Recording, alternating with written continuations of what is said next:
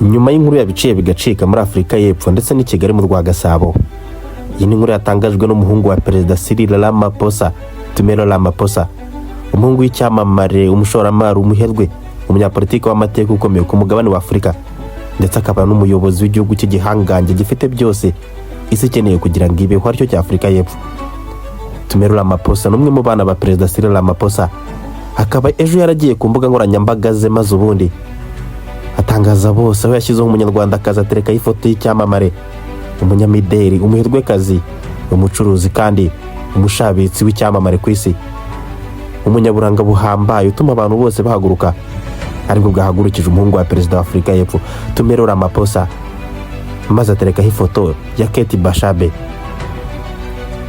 Iyi foto yateretseho ya Kate Bashabe yarengejeho amagambo akomeye cyane mu rurimi rw'icyongereza agira ati "My universe."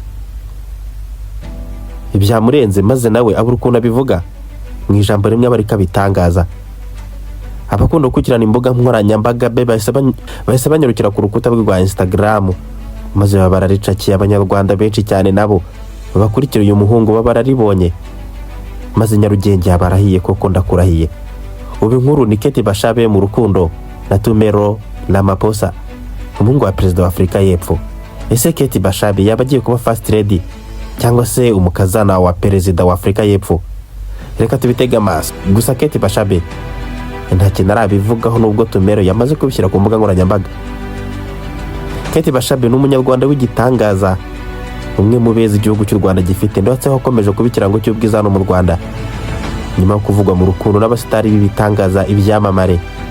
Hamwe yagiye anabihakana ariko abandi arabyemera, ibiro bikamugira umukobwa uhambaye mu gihugu cy'u Rwanda ku buryo hari ikimenyetso cyangwa se ikirango cy'ubwiza ku banyarwandakazi.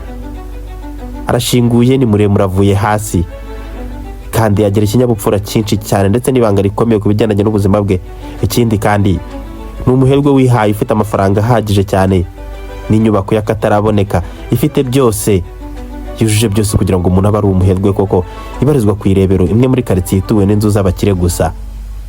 Kate ni umunyarwandakazi ukomeje kurikoroza, dore ko noneho yakoroje umunyafurika y'Epfo w'igitangaza, umusore w'ibigango upima amatoni n'amatoni, uterura byinshi cyane mu ntoki ze, ukora siporo cyane, ariko none umusore w'icyamamare. Ntiwibagirwe gukanda subscribe, like, share ndetse na comment niba ari ubwa mbere ugeze aha hantu, ubundi tumenye byinshi kuri Tumelo Ramaphosa. Ngire kumva nitwa Medal, niyo mazina yanjye. Wahageze kuri Eden Talk, reka tuvugane byinshi bikomeje guca ibintu ku mbuga nkoranyambaga. Aka kanya turi kuvugana, commentaires zikaba ari nyinshi. Ubundi Kate Bashabe akurikirwa n'abantu benshi cyane kuri Instagram, barenga byibuze 800 na za mirongo. We ubwe akikurikirira abantu 7 bonyine gusa, harimo kampani akorana nazo Perezida wa Repubulika y'u Rwanda, ndetse muri abo 7 harimo na Tumelo Ramaphosa. Ibi rero nibigaragaza ko koko Kate Bashabe nawe ibi bintu uko kabirimo, kuko muri abo bantu 7 n'uwo nguwo bibarizwamo. Tumelo Ramaphosa ni umwana w'umuherwe ukomeye cyane mu gihugu cya Afurika y'Epfo, umwana yakuriye mu muryango ukize cyane, dore ko nyina aturuka mu muryango wa Motsepe, umwe mu bagabo b'abaherwe cyangwa se umuryango ukize cyane, mu gihe na se nawe ari umuryango ukize uhambaye cyane. Umugabo w'umunyapolitike Cyril Ramaphosa, umuherwe w'agatangaza, wabarijwe mu rugamba rwo kubohora igihugu cye ndetse no kwitandukanya n'abagashaka buhake n'abakoroni b'abazungu bakoraga ivangura rya apartheid. Maze Cyril Ramaphosa mu nkundura yarwanye igihe kirekire, afatanyijemo n'ibindi byamamare n'intwari za Afurika y'Epfo zirimo ba Nelson Mandela n'abandi yagiye ashyigikira ku rugamba, biza kurangira bamuhaye umwanya nawe ajya ku butegetsi. Ubu ni Perezida wa Afurika y'Epfo mu myaka myinshi ishize.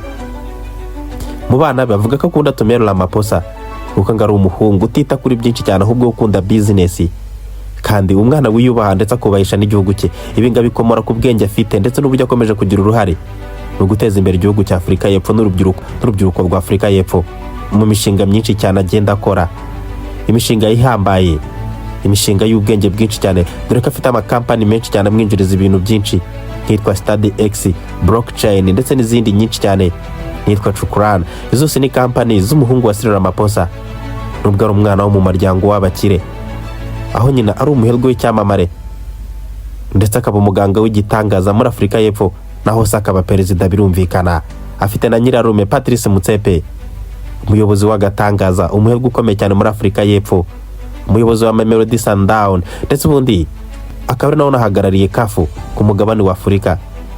Ni ukuvuga ngo umwana koko wo mu bakire, aho ifaranga rivuze ubuhuha, umwana wize amashuri menshi cyane ndetse akiga neza. Amateka agaragaza ko yize ari umwana w'umuhanga, nubwo akomoka mu baherwe koko yize muri Afurika y'Epfo, arangije ajya no kwigira i Burayi mu Bwongereza, aho muri yize muri kaminuza nyinshi cyane zibarizwa mu gihugu cy'Ubwongereza, maze azisoje yigarukira muri Afurika y'Epfo gukurikirana iby'imari, ngo dore ko afite ubuzima bwiza cyane kandi ari no mu gihugu cye.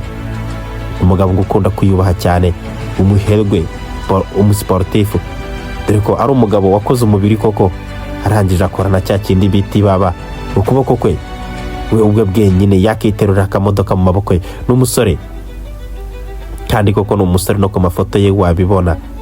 Nyuma y'uko arikoroje rero ku mbuga nkoranyambaga agashyiraho agafoto ka Keti Bashabe ari kumwamamaza, ari kuvuga ngo my universe. Ibi byakoroje abantu benshi, maze Nyarugenge bakozi baba muri wino barandika koko, baravuga ku bitangazamakuru bitandukanye. Gusa Keti Bashabe yabihoreye, nta kintu ari gutangaza kuri iyi nkuru yabonye, ariko bakomeje kumusitokinga binjira ku mbuga nkoranyambaga ze. Bigaragara ko ngo najya sitokinga uyu mugabo w'icyamamare w'umunyafurika y'Epfo, foto ubundi agakurikirana amafoto ye yose ndetse n'uburyo akora ibintu bye yitonze. Timero Ramaphosa, umuherwe w'icyamamare uri kuvuga mu rukundo n'umunyarwandakazi mu ibanga rikomeye, ariko nanone umugabo w'igitangaza ufite ubwenge buhambaye butuma abantu benshi bamukunda, dore ko uyu mugabo ngo yagiye avuga mu nkundo nyinshi zitandukanye, n'abanyafurika y'Epfo b'ibyamamare nabo bamukunda cyane. Ariko ubu noneho ngabo ntago bakiriho, hariho umunyarwandakazi w'i Kigali, Keti Bashabe. Inkuru reka tuyitega amaso, ariko se mama ibiraza kurangira bite, dore ko umuriro watangiye kwaka Nyarugenge mu gihe Bashabe yakomeje kwicecekera. Nyamara umuhungu wa perezida akaba yarikocoye akarishyira ku karubanda. Hari n'ibindi bintu byinshi cyane utigeze umenya kuri iyi nkuru, uraza kubikurikirana kuri Eden Talks. Wowe wibuke gukanda subscribe ubundi iyi nkuru ntigucike, dore ko aribwo tukiyitangira. Natwe turi tayari ngo tuguha agace gakurikiyeho.